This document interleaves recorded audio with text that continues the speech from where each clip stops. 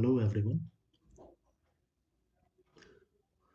welcome back to my YouTube channel, and in today's video we are going to start a very important chapter of chemistry, that is chemical reactions and equations.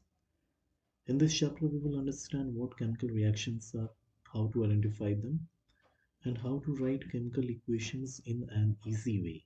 So stay connected till the end and let's begin our today's lesson. Okay? See, our first topic is first of all what is chemical reaction.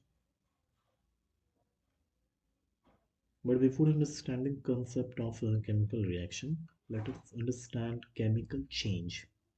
Okay, chemical change होता क्या है इसको समझें.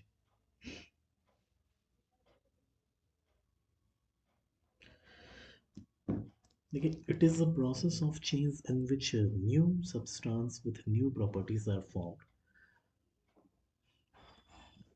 Some common chemical changes seen in our daily lives are ripening of a fruit, fermentation of fruit juice, cooking of food, digestion of food, burning of fuel, respiration.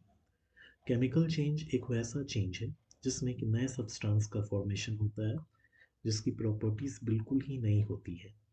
Chemical changes के कुछ common examples जो हम लोग अपने daily life में देखते हैं, जैसे एक फल का पकना, फ्रूट जूस का फर्मेंटेशन होना, फूड का कुकिंग करना, फूड का डाइजेशन होना, फ्यूल का बर्निंग होना, इवन रेस्पिरेशन, ये सभी जो है केमिकल चेंज के तहत लिए जाते हैं.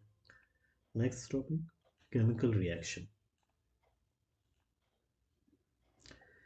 केमिकल रिएक्शन एक वैसे चेंज को बोला जाता है जिसमें कि एक या एक से ज़्यादा सब्सटेंसेस एक दूसरे के साथ रिएक्ट करके एक या एक से ज़्यादा प्रोडक्ट का फॉर्मेशन करते हैं जो इंटायरली डिफरेंट प्रॉपर्टीज इनका होता है.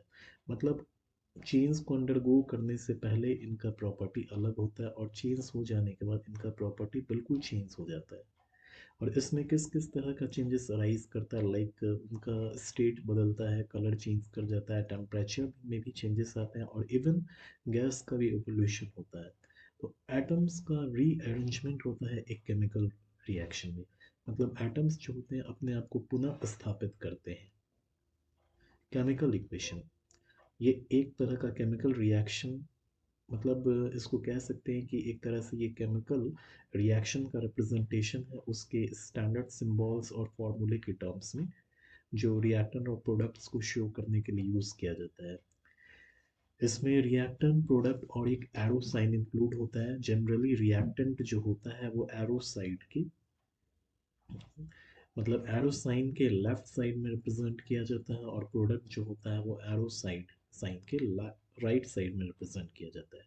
जैसा कि आप सामने में देख पा रहे होंगे कि मैग्नीशियम रिबन को ऑक्सीजन के साथ बर्न कराया जा रहा है तब कि ये एक वाइट पाउडर मैग्नीशियम ऑक्साइड का फॉर्म कर सके. तो यहाँ 2 Mg+O2 जो आप देख रहे हो ये रिएक्टेंट है और 2 MgO जो फॉर्म किया वो प्रोडक्ट है. तो आपने यही पाया कि रिएक्टेंट जो है वो एरो हेड के लेफ्ट साइड में और एरो हेड के राइट साइड में प्रोडक्ट का फॉर्मेशन होता है. देखिए, केमिकल इक्वेशंस का रिप्रेजेंटेशन दो फॉर्म में होता है, बैलेंस्ड सेंस में और अनबैलेंस्ड सेंस में भी. तो equations having an equal number of atoms or masses of various elements in the reactant as well as the product is balanced chemical equation, but that having an unequal number of both is an unbalanced chemical equation. यानी वैसा equation जिसके reactant और product side में प्रत्येक element का atom का number अगर same होता है तो वो बैलेंस केमिकल इक्वेशन है. अगर दोनों साइड में ये नंबर वैरी करता है तो वो unbalance chemical equation. Chemical equation कई तरह के होते हैं जिसमें सबसे पहला केमिकल इक्वेशन जो है वो है कॉम्बिनेशन रिएक्शन. ये वो रिएक्शन है जिसमें कि दो या दो से ज़्यादा रिएक्टेंट एक दूसरे के साथ कंबाइन करके एक सिंगल कंपाउंड का निर्माण करता है. For example, calcium oxide water के साथ कंबाइन करता है तो कैल्शियम हाइड्रो ऑक्साइड का फॉर्मेशन होता है. कैल्शियम ऑक्साइड को हम लोग क्विक लाइम के नाम से भी जानते हैं और कैल्शियम हाइड्रो ऑक्साइड जो हो गया वो स्लिक्ड लाइम के नाम से भी जाना जाता है. डिकम्पोजिशन रिएक्शन वो रिएक्शन है जिसमें कि एक सिंगल रिएक्टेंट दो या दो से ज़्यादा सिंपलर प्रोडक्ट्स में ब्रेक डाउन कर जाता है। यहाँ पे रिएक्शंस जो है वो कैसे कैरी किया जाता है, मतलब हीट देते हुए। अगर हीट देते हुए ब्रेक डाउन लाया जाता है तो उस रिएक्शन को थर्मल डिकम्पोजिशन कहते हैं, बिकॉज थर्मल का मतलब हीट होता है और डिकम्पोजिशन का मतलब ही होता है ब्रेक डाउन करना। और अगर ब्रेक डाउन लाइट की मदद से करते हैं तो ये डिकम्पोजिशन रिएक्शन फोटोकेमिकल डिकम्पोजिशन कहलाता है। और इलेक्ट्रिसिटी की मदद से अगर हम लोग ब्रेक डाउन करते हैं तो इसको इलेक्ट्रोलाइसिस या इलेक्ट्रोलाइटिक डिकम्पोजिशन कहते हैं। जैसे यहाँ देखें कैल्शियम कार्बोनेट को हीट किया जा रहा है तो ये कैल्शियम ऑक्साइड और कार्बन डाइऑक्साइड में चेंज हो गया। उसी तरह से सिल्वर क्लोराइड जो कि वाइट कलर का होता है, इसको सनलाइट के प्रेजेंस में सनलाइट के प्रेजेंस में रिएक्ट करवाया जा रहा है। तो सनलाइट से कहने का मतलब एक तरह से उसको हीट ही मिल रहा है और लाइट भी मिल रहा है, तो ये ब्रेक डाउन कर जा रहा है सिल्वर में और क्लोराइड गैस में। यहाँ पे चूंकि ये स्टार्टिंग में अगर देखा जाए तो वाइट कलर का था, लेकिन आफ्टर सनलाइट फॉल करने के बाद इसका कलर ग्रे हो गया। अब उसी तरह वाटर जो कि लिक्विड फॉर्म में, उसमें अगर इलेक्ट्रिक करंट पास करवा दिया जा रहा है तो वो अपने कॉन्स्टिट्यूएंट हाइड्रोजन और ऑक्सीजन ब्रेक डाउन कर जा रहे हैं। तो इस वाटर का ये जो रिएक्शन यहाँ पे जो देख रहे हैं, इसको हम लोग वाटर का इलेक्ट्रोलाइसिस भी बोलते हैं। ठीक ना, इस रिएक्शन को यहाँ पे वाटर का इलेक्ट्रोलाइसिस बोला जाएगा। ओके, आगे हम लोग देखते हैं डिस्प्लेसमेंट रिएक्शन। ये वो रिएक्शन है जिसमें कि एक एलिमेंट किसी दूसरे एलिमेंट की, मतलब एक कंपाउंड में दूसरे एलिमेंट के प्लेस पे आ जाता है। जो मोर रिएक्टिव एलिमेंट जो होता है वो लेस रिएक्टिव एलिमेंट को उस कंपाउंड से डिस्प्लेस कर देता है। जैसे आप यहाँ पे देख रहे हो, जिंक जो है वो कॉपर सल्फेट के साथ रिएक्ट कर रहा है। ओके, देखो, जिंक कॉपर सल्फेट के साथ रिएक्ट कर रहा है। तो जब रिएक्शन होता है तो CuSO4 ब्रेक डाउन कर जाता है Cu प्लस SO4 माइनस में। अब यहाँ पे ये हो रहा है कि ये जिंक जो है इसके साथ कंबाइन कर गया और कॉपर जो है डिस्प्लेस हो गया एक तरह। तब जा करके आपका जो कंपाउंड यहाँ बना जिंक सल्फेट बना, जो कि एक कलरलेस कंपाउंड है, और कॉपर जो हो गया वो डिस्प्लेस कर गया। कॉपर मेटल ये रेड ब्राउन कलर का रहता है। इस रिएक्शन को सिंगल डिस्प्लेसमेंट रिएक्शन इसलिए बोलते हैं क्योंकि यहाँ पे डिस्प्लेसमेंट अगर देखा जाए तो सिर्फ एक बार ही हुआ है। डिस्प्लेसमेंट एक बार हुआ है, दैट्स वाई इसको हम लोग सिंगल डिस्प्लेसमेंट रिएक्शन बोलते हैं। डबल डिस्प्लेसमेंट रिएक्शन वो रिएक्शन है जिसमें कि दो अलग अलग रिएक्टेंट मॉलिक्यूल के अनायंस और कटायंस एक दूसरे के पोजीशन को चेंज करके दो एकदम अलग ही डिफरेंट कंपाउंड का निर्माण करते हैं। जैसा कि आप सामने देख पा रहे होंगे, लीड नाइट्रेट पोटेशियम आयोडाइड के साथ रिएक्ट करके पोटेशियम नाइट्रेट और लीड आयोडाइड का फॉर्मेशन कर रहा है। यहाँ पे लीड आयोडाइड जो है येलो प्रेसिपिटेट है। ओके, अब देखें यहाँ पे हुआ क्या। सी,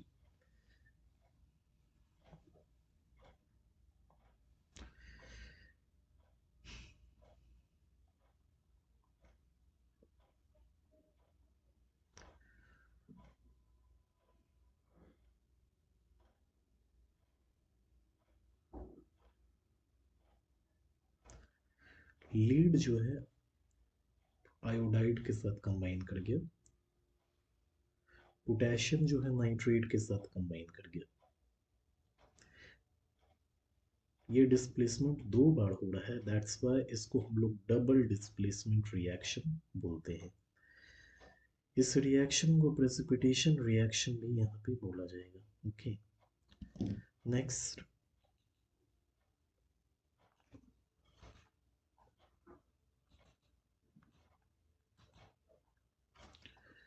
ऑक्सीडेशन और रिडक्शन रिएक्शन, या फिर सिंपली इसको रिडॉक्स रिएक्शन कहते हैं।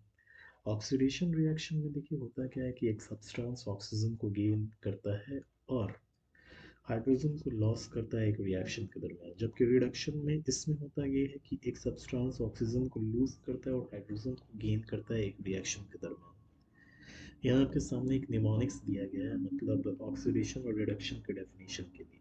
निमोनिक्स ये है, oil rig, oil means oxidation is loss oxidation loss है हाइड्रोजन का। रिग मतलब रिडक्शन इज गेन, रिडक्शन जो है वो गेन है किसका, हाइड्रोजन का। ओके, ऑल रिग नाम का निमोनिक्स यहाँ पे दिया है। नाउ रिडॉक्स रिएक्शन, इसमें देखिए ऑक्सीडेशन और रिडक्शन जो होता है एक साथ ही होता है। रिडॉक्स जो हो गया वो रिडक्शन ऑक्सीडेशन का शॉर्ट फॉर्म है। अब जैसे ये जो सामने रिएक्शन दिखाया गया है, इसको मैं यहाँ पे दिखा दे रहा हूँ। कॉपर ऑक्साइड हाइड्रोजन के साथ कंबाइन कर रहा है, तो यहाँ पे कॉपर ऑक्साइड जो है वो कॉपर में रिड्यूस हो गया, क्योंकि यहाँ का जो ऑक्सीजन था वो एंड हो गया, और ये हाइड्रोजन जो है ऑक्सीडाइज हो गया। ठीक ना, हाइड्रोजन ने ऑक्सीजन को गेन किया, इसलिए इसको बोला गया कि हाइड्रोजन ऑक्सीडाइज हो गया। तो एक तरह से कहा जाए तो यही हम लोग कह सकते हैं कि रिडक्शन और ऑक्सीडेशन साइमल्टेनियसली होता है, जैसा कि यहाँ मेंशन भी है। ओके,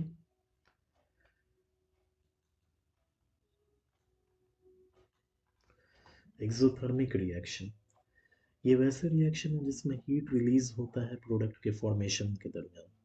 एग्जाम्पल के लिए रेस्पिरेशन, रेस्पिरेशन वो प्रोसेस है जिसमें जब प्रोडक्ट मतलब जो भी चीज़ बनता है, एज यू नो ऑल, तो उस वक्त हीट फॉर्म होता है।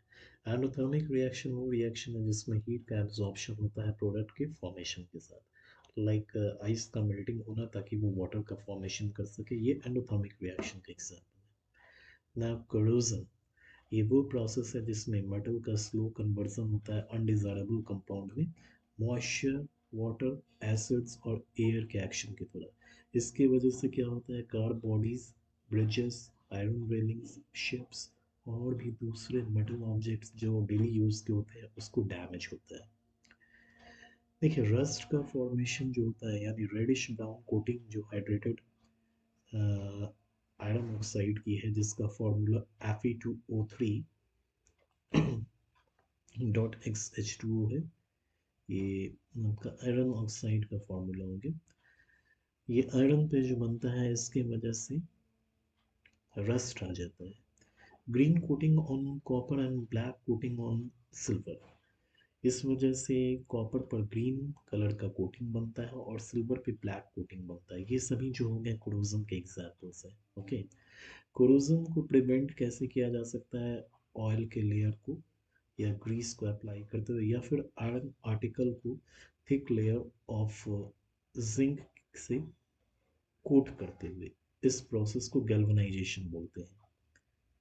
लास्ट टॉपिक हम लोग का रैंसिडिटी है। ये वो फेनोमेना है जिसमें कि फूड आइटम, जिस जिस फूड आइटम में ऑयल और फैट मौजूद होता है, इसको जब एयर में एक्सपोज किया जाता है तो ये अनप्लेजेंट स्मेल और टेस्ट देता है। ऐसा ऑयल और फैट्स के वजह से होता है जो उस फूड आइटम्स में मौजूद होता है, जो एयर, हीट और लाइट के द्वारा ऑक्सीडाइज होता है। तो रैंसिडिटी को प्रिवेंट करने के लिए एयर टाइट कंटेनर्स में फूड को रखा जाता है। फूड में एंटीऑक्सीडेंट ऐड किया जाता है, और फैट और ऑयल कंटेनिंग फूड में नाइट्रोजन के साथ उसको पैक किया जाता है ताकि ऐसा ना हो। अब हम लोग क्वेश्चंस पे आते हैं।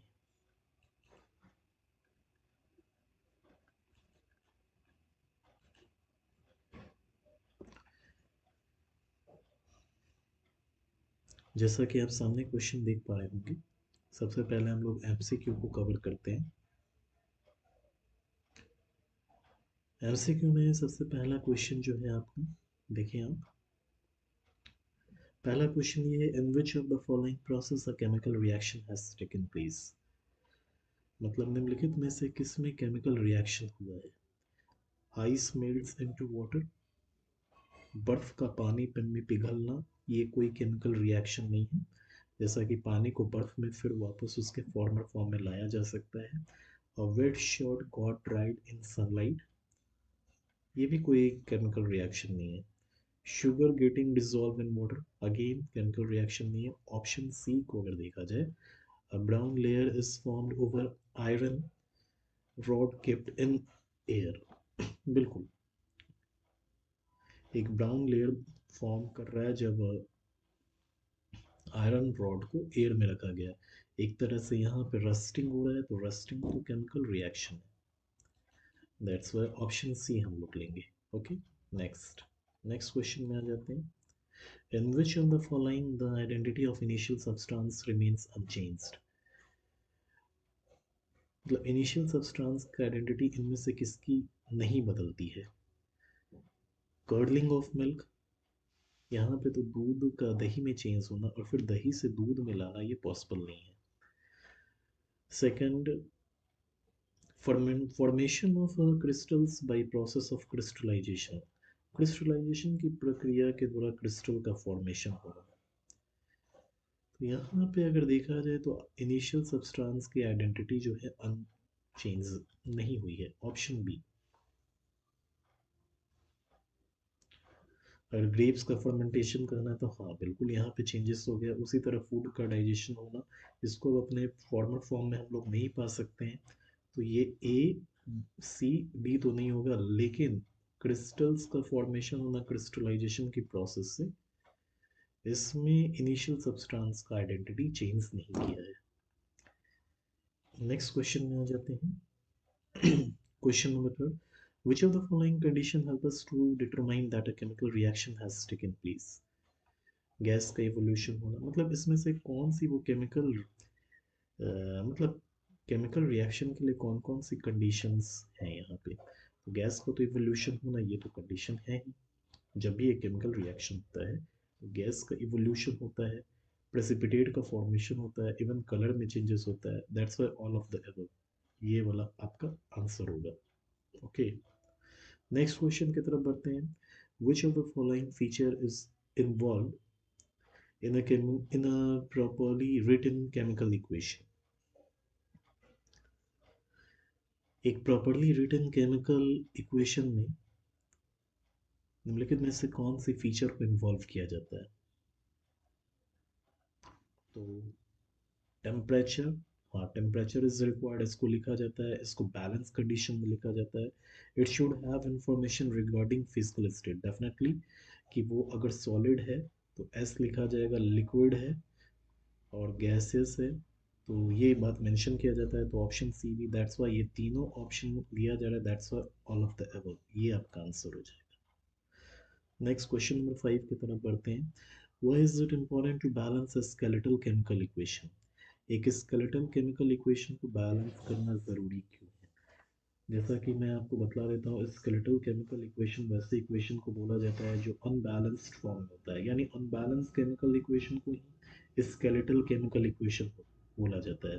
तो इसको बैलेंस इसलिए किया जाता है ताकि law of conservation of mass को वेरीफाई किया जा सके, that is option C. Okay, आगे की तरफ बढ़ते हैं हम लोग क्वेश्चन नंबर 6 की तरफ। क्वेश्चन नंबर 6 में यह is, it is important to balance the chemical equation to satisfy the law of conservation of mass. Which of the following statement of the law is incorrect? देखिए,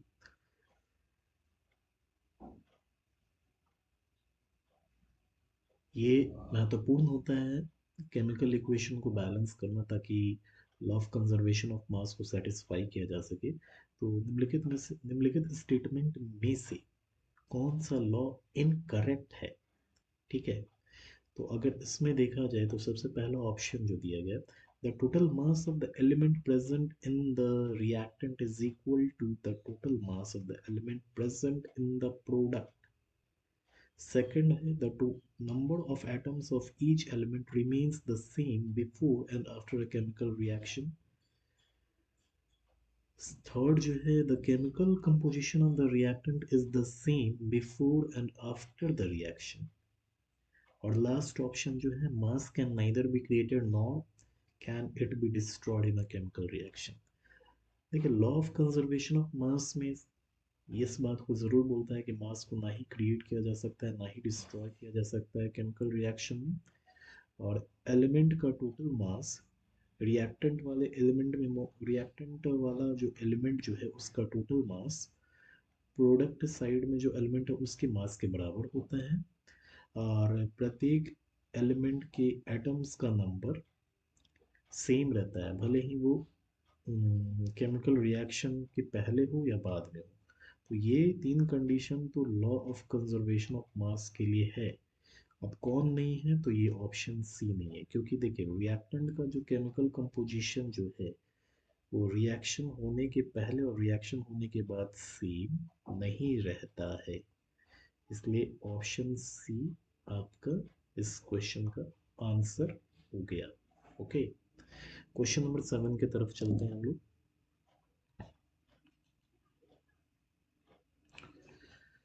question number 7,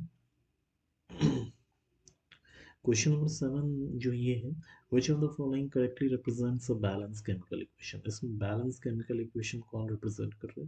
देखिए balance chemical equation में reactant side और product side atoms का number, element के atoms का number same होना चाहिए। Options को ध्यान से देखें, बताएं। सबसे पहले हम लोग स्टार्ट करते हैं ऑप्शन ए के साथ।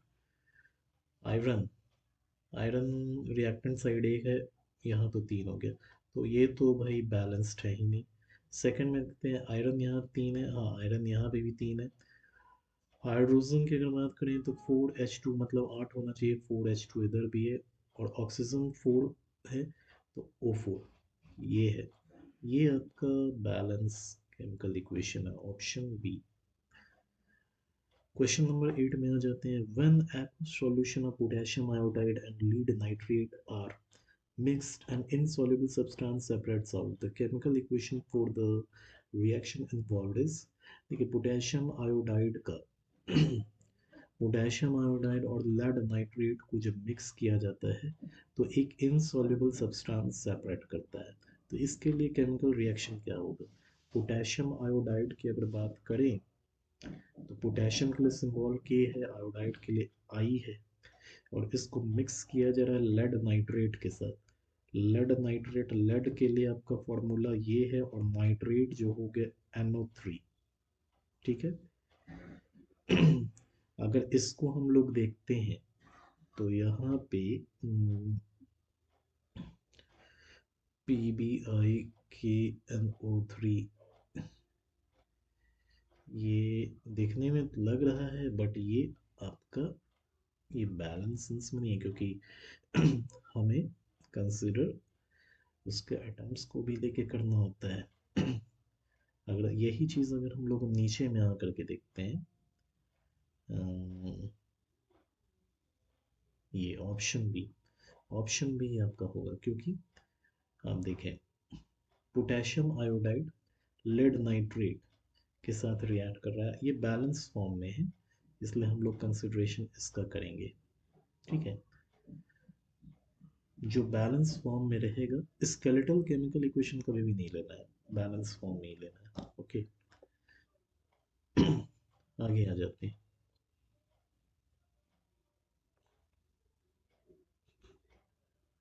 Question number 9, in order to balance the following chemical equation, the values of the coefficient x and y respectively are।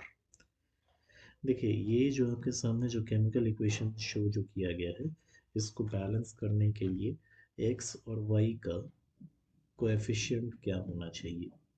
ठीक है, ध्यान से देखें।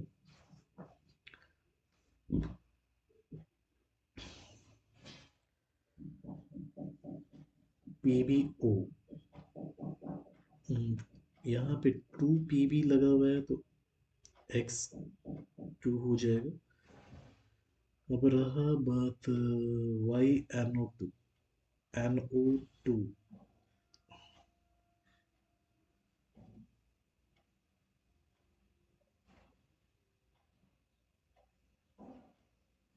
तो यहाँ पे आपका अगर हम लोग यहाँ पर ध्यान दें तो देखिए स्टूडेंट यहाँ पे 2 अटैच है NPb के साथ, तो इसका इफेक्ट इस पे भी पड़ रहा है और एक इधर से भी आ रहा है। तो एक तरह से अगर देखा जाए तो यहाँ पे आपका नाइट्रोजन के लिए 4 आ जाएगा, 4 है।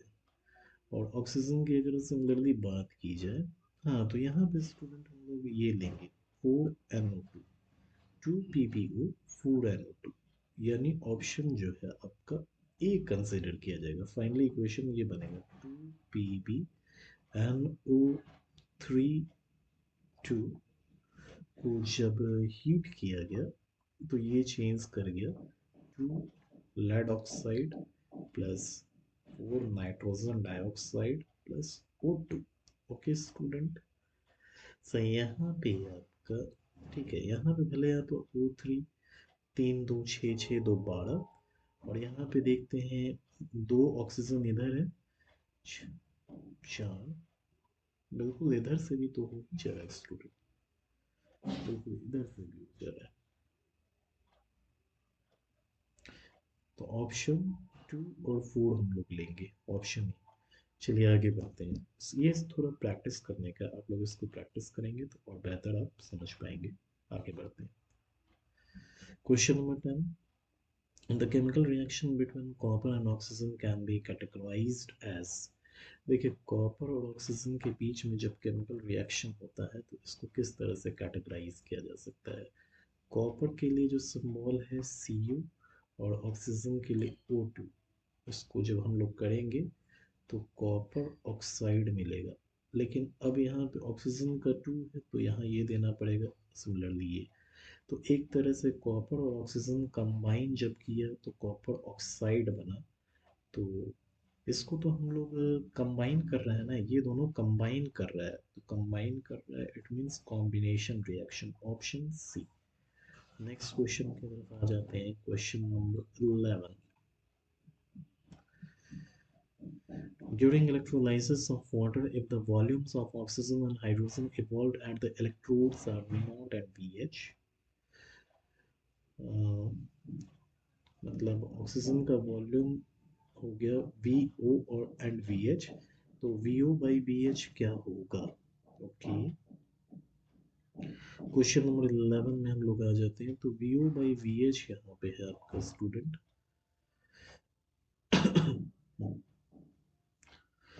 वाटर का जब इलेक्ट्रोलाइसिस होता है, वाटर का इलेक्ट्रोलाइसिस हम लोग यहाँ पर देखे थे, सी हियर, वाटर का इलेक्ट्रोलाइसिस हम लोगों ने यहाँ देखा था। ये आपका वाटर रहा, वाटर का इलेक्ट्रोलाइसिस किया गया तो इसका वॉल्यूम ये और इसका वॉल्यूम ये। तो इसका वॉल्यूम अगर हम लोग देख रहे हैं तो हम लोग क्या पा रहे हैं, इधर में 2 है। तो आ जाते हैं हम लोग यहाँ पे क्वेश्चन के पास आ जाते हैं। ये आपका क्वेश्चन नंबर 11, क्वेश्चन नंबर 11 में VO बाई VH का पूछ रहा है। तो ये स्टूडेंट एज पर ऑप्शन 1/2 हो जाएगा इसका। नेक्स्ट क्वेश्चन में आ जाते हैं। क्वेश्चन नंबर 12 में which one of the following reaction is categorized as thermal decomposition। Thermal means heat, heat के द्वारा डिकम्पोज यानी ब्रेक डाउन, हीट के द्वारा ब्रेक डाउन करने वाला कौन सा है। तो हीट के द्वारा ब्रेक डाउन करने वाला यहाँ पे अगर देखा जाए तो ये कैल्शियम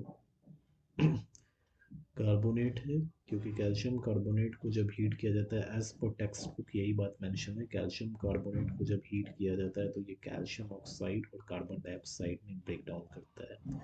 ठीक है, अगर रिएक्शन ए की बात करें तो ये ब्रेक डाउन जो है इलेक्ट्रिसिटी की मदद से करता है। इसकी बात करें तो ये ब्रेक डाउन ऑप्शन बी जो है ये ब्रेक डाउन लाइट की मदद से कर रहा है। सिमिलरली ये वाला रिएक्शन भी लाइट की मदद से ब्रेक डाउन कर रहा है। ये वाला रिएक्शन जो है हीट की मदद से ब्रेक डाउन कर रहा है, इसलिए इसको हम लोग कंसीडर करेंगे। नेक्स्ट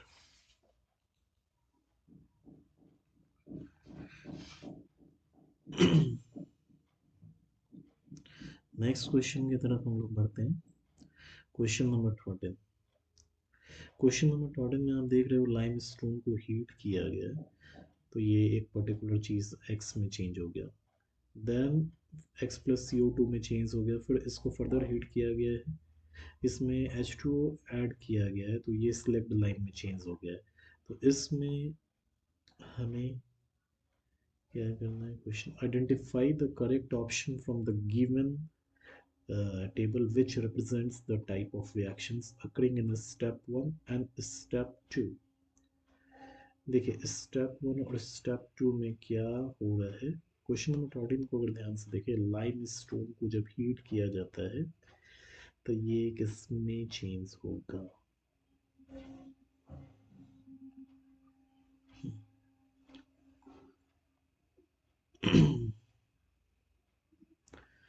लाइम स्टोन को जब हीट किया गया, आ जाते हैं लोग यहाँ पे, आप लोग आ जाए। जैसा कि हमने यहाँ पढ़ा था, लाइम स्टोन को जब हीट किया गया था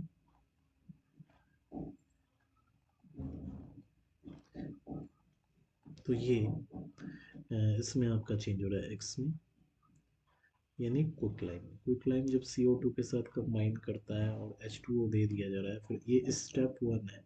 एक्चुअली थोड़ा क्लैरिटी नहीं दिखा है पीडीएफ में, स्टेप 1 है ये। लाइम स्टोन को जब हीट किया गया तो यहाँ पे ये x में चेंज हो गया, x प्लस CO2 में, और फर्दर फिर इसको हीट किया गया। सवाल देखें इसमें कह क्या रहा है कि identify the correct option from the given table which represents the type of reactions occurring in step 1 and step 2. Okay, step 1 में क्या हो रहा है और step 2 में क्या हो रहा है। ओके ओके, देखिए लाइम स्टोन को जब हीट किया जा रहा है तो स्टेप 1 में अगर देखा जाए तो किसी तरह का एनोथर्मिक नहीं हो रहा है, ना एक्सोथर्मिक हो रहा है। स्टेप इसमें अगर हम लोग ध्यान से ऑब्जर्व करें तो एंडोथर्मिक नहीं हो रहा है, ये गलत है। एंडोथर्मिक तो यहाँ पे हो रहा है, ठीक है, और अगला में एक्सोथर्मिक हो रहा है। दैट्स वाई हम लोग ऑप्शन सी का कंसिडरेशन करेंगे, ऑप्शन सी का, क्योंकि एंडोथर्मिक भी हो रहा है स्टेप 1 में और स्टेप 2 में एक्सोथर्मिक रिएक्शन हो रहा है। मैं अपने देर से कंसिडर ये कर रहा था। एक्चुअली हमें यहाँ पे सिर्फ स्टेप्स का कंसिडरेशन करना है कि क्या हो रहा है, कि उस रिएक्शन में एंडोथर्मिक हो रहा है या एक्सोथर्मिक हो रहा है, जबकि मैं सोच रहा था कि यहाँ पे एक्स का नाम देना है, जबकि ऐसा क्वेश्चन नहीं था। Okay okay, next question number 14। Question number 14 में हम देख रहे हैं which among the following is a double displacement reaction. इसमें से डबल डिस्प्लेसमेंट रिएक्शन कौन है। देखिए स्टूडेंट, अगर आप ध्यान से कंसिडर करो क्वेश्चंस को तो आप ये पाओगे कि यहाँ पे पहला वाला जो ऑप्शन है यहाँ पे सिर्फ एक सिंगल डिस्प्लेसमेंट हुआ है, तो ये तो नहीं है। सेकंड में अगर आप देखते हो तो ये दोनों ब्रेक डाउन करते हो तो NaCl2 और SO4 ये दो बार डिस्प्लेस किया, यानी ऑप्शन 2 है 14 का, दिस वन। नेक्स्ट क्वेश्चन की तरफ बढ़ते हैं हम लोग। अगला क्वेश्चन है दैट इज क्वेश्चन नंबर 15। यहाँ पे barium chloride on reacting with ammonium sulfate forms barium sulfate and ammonium chloride. Which of the following correctly represents the type of the reaction involved? Question number 15 ये कह रहा है कि barium chloride जब ammonium sulphate के साथ react करता है, ठीक है, बैरियम क्लोराइड जब अमोनियम सल्फेट के साथ रिएक्ट कर रहा है तो वो बैरियम सल्फेट और अमोनियम क्लोराइड का फॉर्मेशन कर रहा है। तो इसमें से कौन सा रिएक्शन असल में हो रहा है। देखिए बैरियम क्लोराइड अगर देखा जाए तो BaCl2 एक तरह से कह सकते हैं, BaCl2 ये रिएक्ट कर रहा है अमोनियम सल्फेट से, ठीक ना, अमोनियम सल्फेट से। तो अमोनियम सल्फेट से अगर रिएक्ट कर रहा है, अगर आप ध्यान से यहाँ पे देखें तो आप ये पाओगे क्वेश्चन नंबर 15 में कि इसमें प्रेसिपिटेशन का भी फॉर्मेशन होगा। सबसे पहला बात कि ये डबल डिस्प्लेसमेंट रिएक्शन है, double displacement barium chloride ammonium sulphate, तो ये बन जा रहा है बैरियम सल्फेट और अमोनियम क्लोराइड। तो एक तरह से ये डिस्प्लेसमेंट दो बार हुआ, तो डबल डिस्प्लेसमेंट रिएक्शन है। और जैसा कि ये इसमें प्रेसिपिटेशन का भी, प्रेसिपिटेट का फॉर्मेशन होता है, इसलिए ये प्रेसिपिटेशन रिएक्शन है। दैट्स वाई ये option second and fourth. Question number 15 का next question number 16। Question number 16 में अगर हम लोग आ जाए तो यहाँ पे क्वेश्चन है, a metal ribbon X burns in oxygen with a dazzling white flame, forming a white ash.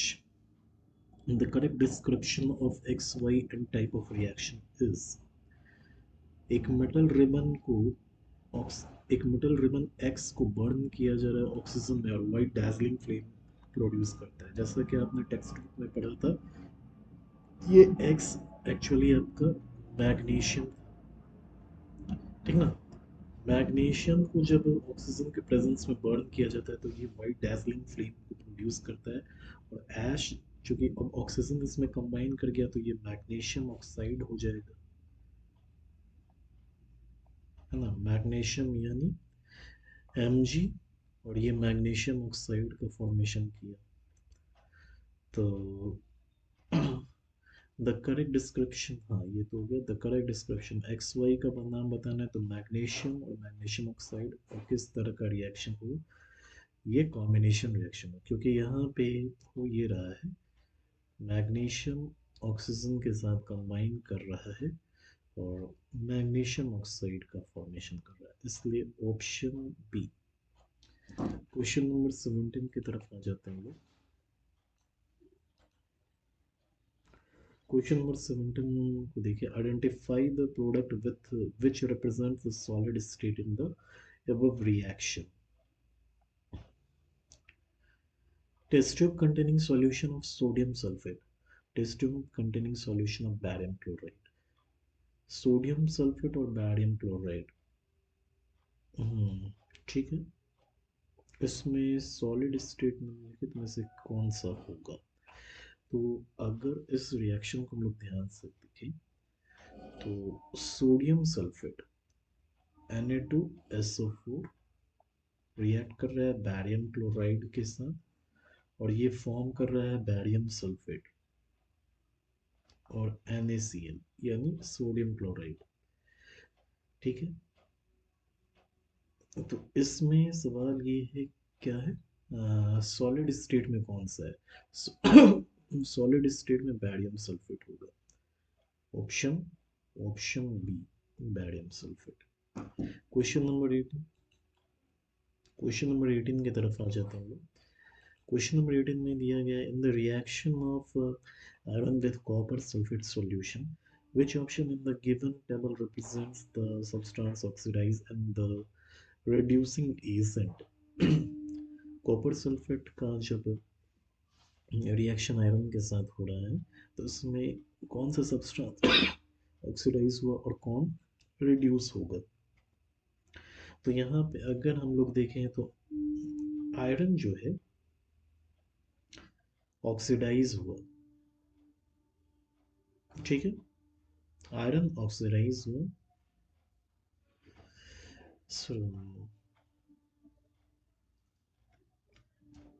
Substance जो ऑक्सीडाइज हो रहा है वो है आयरन, और जो सब्सटेंस रिड्यूस हो रहा है, यहाँ पे देखिए सबसे पहला बात, सब्सटेंस जो ऑक्सीडाइज हुआ वो आयरन है और रिड्यूस जो हो रहा है, इस रिएक्शन में जो सब्सटेंस ऑक्सीडाइज हुआ वो आयरन है और सब्सटेंस जो रिड्यूस हुआ वो CuSO4 है।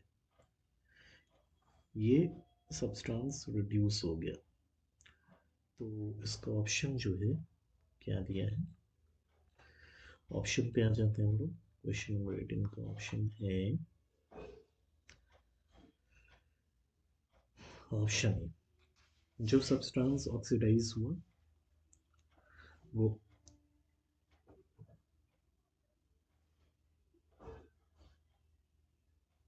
आयरन है। ठीक है, जो सब्सटेंस ऑक्सीडाइज हुआ वो आयरन है और जो सब्सटेंस रिड्यूस हुआ, जो सब्सटेंस रिड्यूस हुआ, ध्यान से देखो स्टूडेंट, यहाँ पे रिड्यूस सब्सटेंस जो ऑक्सीडाइज हुआ वो आयरन है और रिड्यूसिंग एजेंट भी यहाँ पे आयरन ही है। इस रिएक्शन में सब्सटेंस ऑक्सीडाइज जो है वो आयरन है और सब्सटेंस जो रिड्यूस हुआ वो CuSO4 है।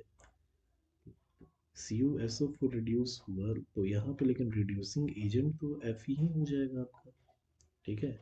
तो ऑप्शन ए ही आपका लिया जाएगा। ओके, क्वेश्चन नंबर 19 में हम लोग आ जाते हैं।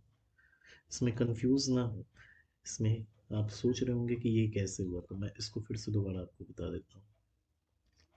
देखिए, क्वेश्चन में ये है कि आयरन का जब कॉपर सल्फेट सॉल्यूशन के साथ रिएक्शन हुआ तो कौन सा ऑप्शन जो टेबल में दिया हुआ है वो सब्सटेंस ऑक्सीडाइज को रिप्रेजेंट कर रहा है और रिड्यूस सब्सटेंस ऑक्सीडाइज हुआ ऑन द रिड्यूसिंग एजेंट और रिड्यूस कौन हो गया। तो आयरन जो है, आयरन ऑक्सीडाइज हुआ, ठीक है, और रिड्यूसिंग एजेंट कौन रहा।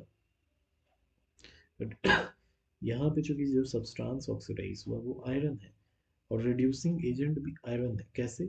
इस रिएक्शन में जो सब्सटेंस ऑक्सीडाइज हो रहा है ये आपके सामने दिख रहा है, आपको पता ही है कि रिएक्शन ये ऑक्सीडेशन और रिडक्शन एक साथ में होता है। इस रिएक्शन में जो सब्सटेंस ऑक्सीडाइज हो रहा है वो आयरन है और जो सब्सटेंस रिड्यूस हो रहा है वो CuSO4 है। CuSO4 रिड्यूस हुआ तो ऑक्सीडाइजिंग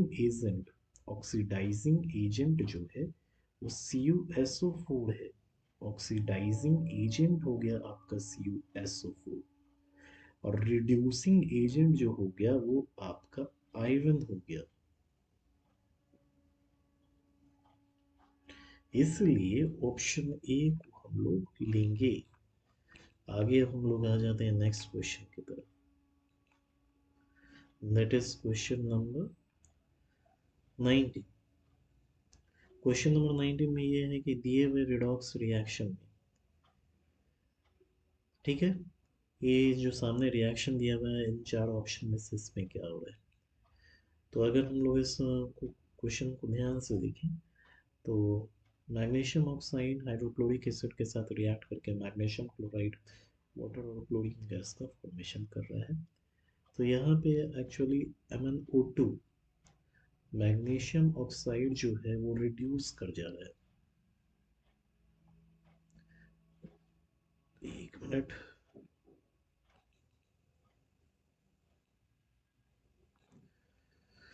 यहाँ पे मैग्नीशियम ऑक्साइड जो है वो रिड्यूस कर गया, ठीक है, मैग्नीशियम ऑक्साइड रिड्यूस कर गया MnCl2 में, ठीक है, और HCl जो है, ठीक है, HCl जो है वो ऑक्सीडाइज हो गया Cl2 में, HCl ऑक्सीडाइज टू Cl2। तो Mn2 इज रिड्यूस टू एनऑक्सिल, ऑप्शन ए आप लेंगे, ठीक है, सॉरी ऑप्शन ए नहीं, option B, option B, option B, क्योंकि ये HCl तो Cl2 में ऑक्सीडाइज कर गया, ठीक है। अगला क्वेश्चन जो है, विच of the following gases can be used for storage of fresh sample of an oil for a long time.